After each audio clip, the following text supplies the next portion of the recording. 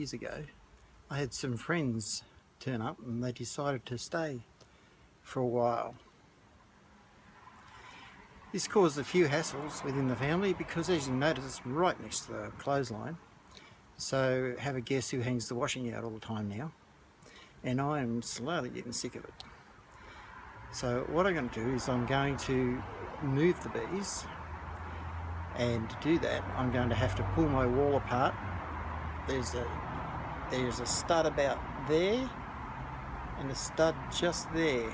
I'm hoping they're just in between that bit there, from probably there up down to wherever they go, I'm assuming. So I'm just hoping they're in between one stud. So what I'm going to do is I'm going to cut the wall out, I'm going to make a vacuum cleaner and suck them out, and then put them in a hive that I have and move them up to my dad's place for a couple of weeks, and I'm going to move them back down to my place. So we'll see how we go. So this is all about making a vacuum cleaner, for a bee vacuum cleaner, for absolutely nothing, with rubbish that is in your shed. I'll show you what I've put together and the stuff I've used to make it, and it will cost me nothing. Alright, I've gone through my shed and we'll see what we've been able to find. Alright, I found some old timbers that are going to be used for the sides, a couple of bits of board, because I don't have one piece of board, so I'm going to whack those together as the baseboard. I found some old fly-wire screen. Now that fly-wire screen, I've disassembled it. There's some of this tube that I may use to seal the base, to seal it onto the hive. If I can't use that, I've got some old foam which I can certainly cut up, and that'll be a good seal.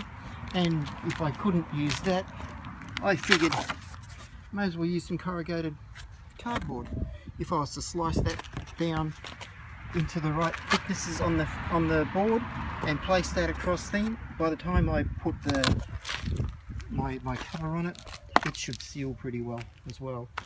What I figured is I need a electric drill, a grinder, because I'm going to change or do something slightly a bit more harder, but I wouldn't expect anybody else to do it. A drill, a staple gun, a hole saw cutter, some screws, a tape measure, and I figure that should be about it. I forgot to, you need a saw, and I've got a bit of perspex, or what some people call plexiglass, so I might use that as a top so I can see what's happening, but there's no real need for that, as I can use the top of the actual hive that I have. But if I want to look busy and make it look good, we'll have a go. Right, the first thing you need to do is make the sides. Since I don't have a square with me, I'm going to use the brood box as a square. I'm assuming it's been made properly, so it should be fairly square itself. So what you do is you get a piece of wood, put it against the side, get your piece to length that's going to go in there, and you see if that's square. If there's no gap between here and here, that side's square. So I've got to get this measurement over here. I'll get a pen here. I now put that against there, hold that against there, and draw the inside line. Now I have a line for me to cut with, and that'll get me a square. Now I do that all the way around with all the pieces of wood that I need to do. Right, I've cut the two lengths. So that's there. What I need to do is cut the widths now. So to get the widths, I just get two of these lengths cut, put them together, line them up against the edge, get my other piece of timber for the width, put that square, hold that there, find out which is the square end of the wood, which is not that piece, but it's that piece. Now that that's there, I get that there, hold that there, get my pen,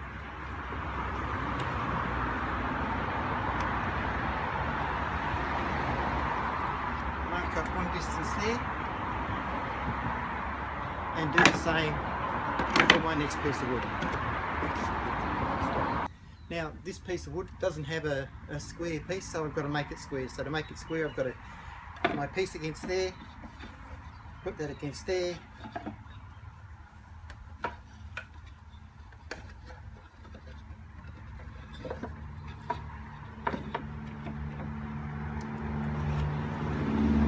I have to get this line cut first before I can do this the other width. Right, I've cut the things to length. What you've got to make sure is that you join the right one to the right one. So I'm just going to number the corners here. It's 1, 1, and point an arrow up so I know which way they're going. 2, 2,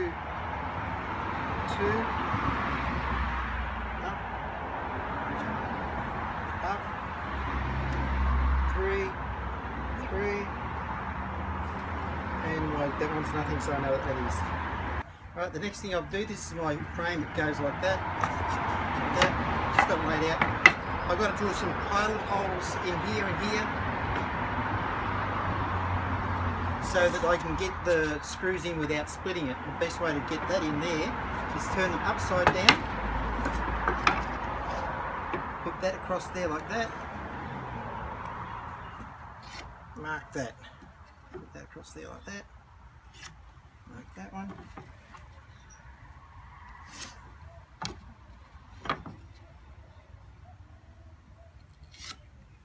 That way I'll put a pilot hole here, here, here, and I won't miss the timber when I'm doing it. The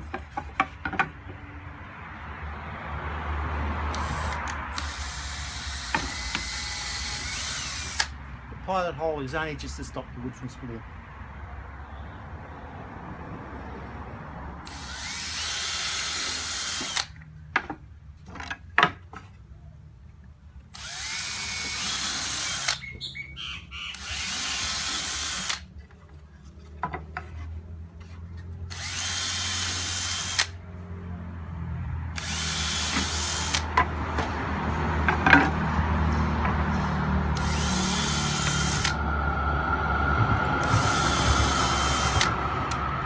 This is why you number them, because I've moved them all around all over the place and I've forgotten which part goes with which, but with the numbers I should be quite easy. And that's how it goes together. Right, so together all I'm